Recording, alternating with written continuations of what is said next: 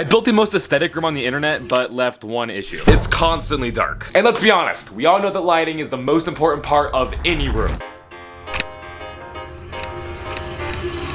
So today, we fixed that. Okay, now yes, I do already have quite a bit of lighting in my room. But what most people don't know is that there is multiple types of lighting. There's accent lighting, my personal favorite, ambient lighting, and the final one we'll get into in just one moment. And when you add everything together, you get quite the beautiful room.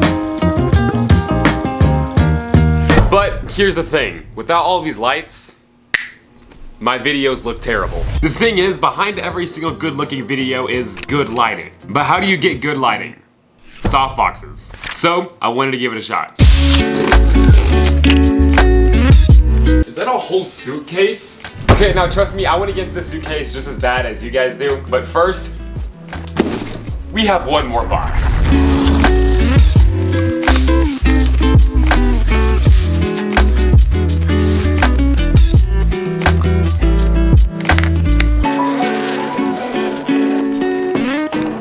Now, instead of spending 30 minutes showing you this entire footage of me unboxing everything, I'm just gonna show you guys everything that was in the suitcase, because it was a lot. Alright guys, so it's the next day. I kinda wanted to use the last 24 hours to actually properly understand how these lights work. And let me just say, I was extremely surprised. Now, first off, I do want to say I'm going to absolutely butcher the name of this brand, and I apologize. I just want to say up front, I'm just too yeehaw to pronounce this name properly. Now, my friends over at Zhiyun?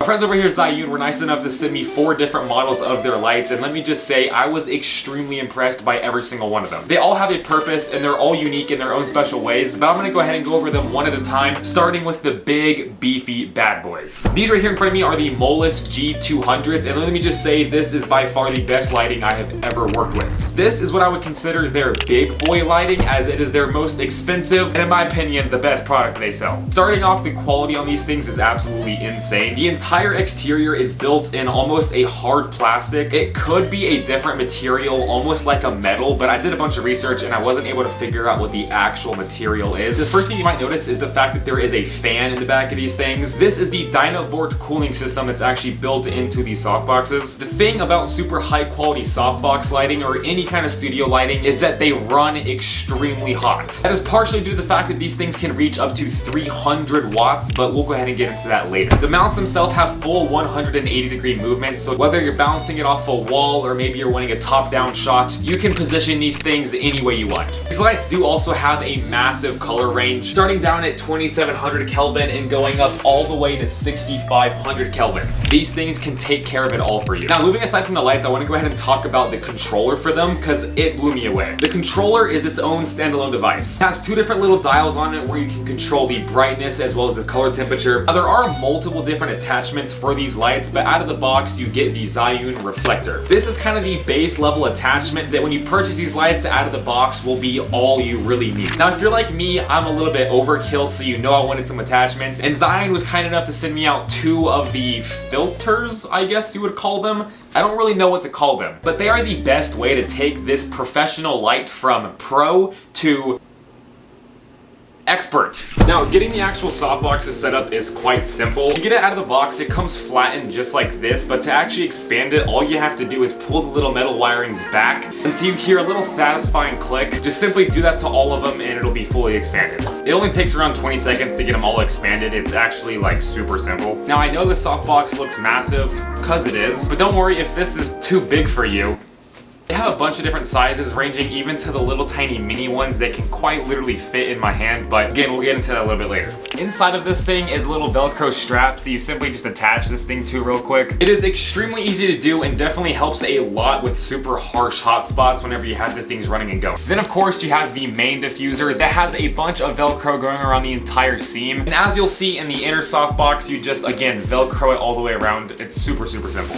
Then to finish it off, of course, you have the little grid that once again is attached with Velcro. And once that's all said and done, in about 5 minutes, you have your fully built softbox. Now, this specific model is the Parabolic 90D, which I am a massive fan of. And now we can go ahead and get into softbox number 2, which is my personal favorite, and I am extremely excited to hop into this thing. Now, out of the box, you have the actual diffuser, and setting this one up is even easier than the last one. Inside of the metal cage, there is a rod, and at the very top, you'll see these little 2 hooks. Pretty much all you need to do is press it down until you can latch the hooks onto the rod, which will give you the entire sphere. But of course, before that, you do need to put the cage inside of the diffuser. And once you have it planted inside, again, it is super easy to just kind of press down until you see inside when the hooks actually attach. So if you are interested in purchasing one of those attachments for your light, just make sure you understand how they're used. But when you go ahead and attach these to the G200, you are getting perfect lighting. But the next product I want to go ahead and get into is the Molus G60. The G60 was definitely designed for traveling and on-the-go lighting, as it is the size of a Rubik's Cube. Now, packed into this little guy, based off the name, this is a 60-watt light, which is absurd given how small this thing is. It has an extremely wide temperature range of 2500 Kelvin, reaching all the way up to 10,000 Kelvin, which is all you're going to need for your at-home studio lighting. But if you're on the go, this is even crazier because the range you can get on this thing is insane. On the back of it, you do have the two little notches where you can control the brightness as well as the temperature. But one thing I do really appreciate is, even though this light is extremely small, you have complete control over everything. Just like the big softboxes, these things have full dynamic control, so it doesn't matter the situation, you can have your perfect lighting. Just in case you guys don't want to spin the knob 1% every time when changing your lighting, if you click it down, it does go up by small intervals. Now, with this little light does come a bunch of attachments. Now, keep in mind, with almost all the lights that I show you in this video, you are able to use these attachments, so I more than likely won't go over them later in the video, but keep in mind, for the next lights that I show you after this, you can still use these things. Starting off, you have the classic mini reflector, and just like the big version, this is all you're gonna really need for basic lighting. Attaching it is extremely simple. You just simply line up the little nozzles and give it a little twist, and you'll hear a click, and when you hear the click, you know that it's in place. And getting the other attachments only adds more ways to use this thing. Right here in my hand, I have the mini dome diffusion. This is basically almost like a mini version of the lantern softbox that I showed you guys previously. The third and final attachment is my personal favorite. This is the classic mini softbox. It has a little rope attached that you can Velcro around to keep it super small. But when setting it up, all you have to do is hold the two little nozzles on the side and push down until it's fully expanded, and you have your mini softflow. Even though this is a mini softbox lighting, this is honestly all you need.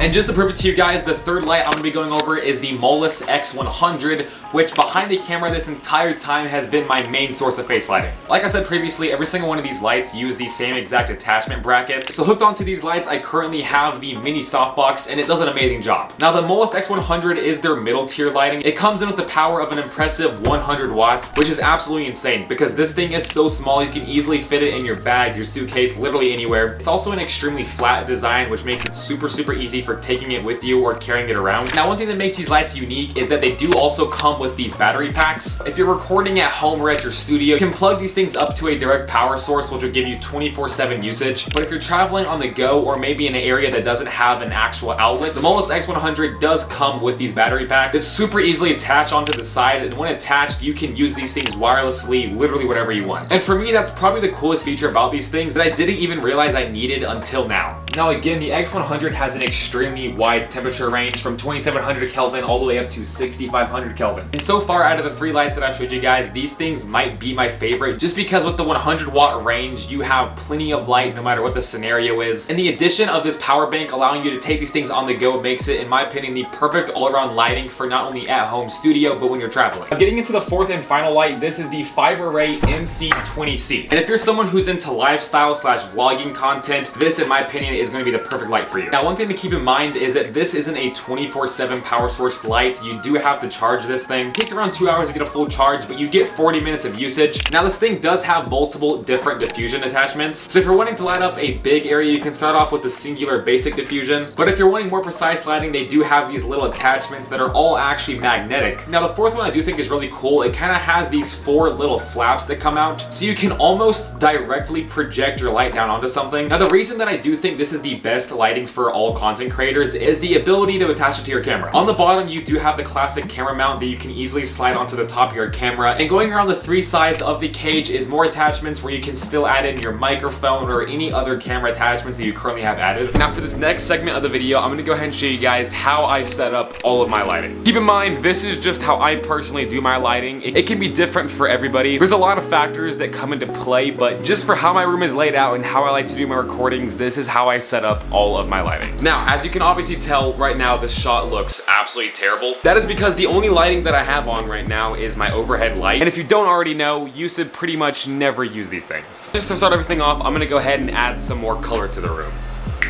Okay, yeah, shot's already definitely looking a lot better now. Now that we have a little bit of light added to the room, I'm gonna go ahead and shut off the main light. And now the real process of setting up these lights can go ahead and begin. Starting off, we're definitely gonna need a main light to kind of brighten up the majority of my entire face. Now the first light is also your main light, so it's gonna be the most important. So for this, I'm gonna be using one of my G200s just because this is the highest watt light, and it also has the biggest reflector, which will light up 80% of my face, which is exactly what we're looking for. Now in my current case, the softbox that I'm using is extremely big, so as for the positioning, I don't have to be too picky, but the ruling that I'm always going for is if my camera is directly in front of me, I'm gonna want it off to the side and slightly raised up. So with my camera being perfectly centered right here, as you can see, this light is slightly off to the side at this top-down angle, which is literally perfectly illuminating the main portions of my face. Now I'm currently marking this at a 6% brightness because again, this light is super powerful and I'm really not wanting everything to be too bright. The temperature is currently set to 4100 Kelvin. Obviously the color temperature is gonna come down to the vibe you're actually wanting to give in your video, but for my talking headshots, I'm just wanting normal, perfect, crisp lighting. Now, as you guys can see, this is looking a lot better. My face is immediately a lot more illuminated. Now, for this specific shot, I'm not looking for any cinematic effects, so I do want the right side of my face lit up. So for the second part of my face lighting, I personally like to use the Molus X100s. These are still super powerful, but they're not going to oversaturate my shot with a bunch of unwanted light. Now, for my second face lighting, like I said, you don't want it to be too big and too harsh, which is why I'm personally using the mini softbox attachment. So using this softbox, I'm keeping the light in a controlled area that will light up my face without allowing too much light to hit the background and ruin the overall shot. Now, as for setting up the height and positioning, the height, I usually keep it right about eye level with me. But for the secondary lighting, I'm honestly only looking to kind of even out the shadows on my face. So I'm gonna place this one a little bit further back. I'm keeping it about 5 feet away from my other softbox to make sure I'm properly lighting up all the shadows, and I'm putting it back enough where it's not gonna create a super harsh hotspot on my face when I'm actually recording. Again, huge shout out to the fact that these things are wireless because it makes setting up the lighting so much easier. And with just these two lights, you can see that my face is already completely lit up and the shot is looking so much better. Okay, the third and final little secret that I like to have in my lighting is what I like to call a background light or a separation light. Basically, the whole intent of this light is to help separate me from what's going on in my actual background. Again, you're not looking for anything too harsh or too big. So for the third light, I am once again using the X100 with the attachment being the mini softbox, because just like the second light, you don't want this light going everywhere. You're kind of wanting to key it in on the back of your head. So as for placement, it's honestly gonna all come down to your room and how wide of an angle you're filming at. What honestly works best for me is keeping this light on top of my desk. Sounds really weird, I know, but we're really looking for a top-down lighting shot onto the back of my head. You're gonna want to position it quite a bit higher than your first light that you put, but not so high that it's on the top of your head. You're kind of just wanting it to hit this whole back crown section. Now, as you can see, the light is showing in the video a little bit, which may annoy some people. This just all comes down to how big of a space you're recording in. There's a lot going on in my background, and sometimes it can get a little annoying when I'm blending in too much with the background. So using this light from behind not only lights up my face more, but it also separates me from everything going on in the back. Now, starting from where we were in the very beginning, this shot looks amazing, and this is exactly how I pretty much 99% of the time will go about setting up any of my basic talking shots. As long as you have everything set up properly, it is extremely easy to get this insanely perfect lighting. Every single one of the lights that I showed off in this video were absolutely incredible, and I just want to give a huge shout out to Zion for even making this video possible. But I love you guys so much, and like always, hope you guys have a great day.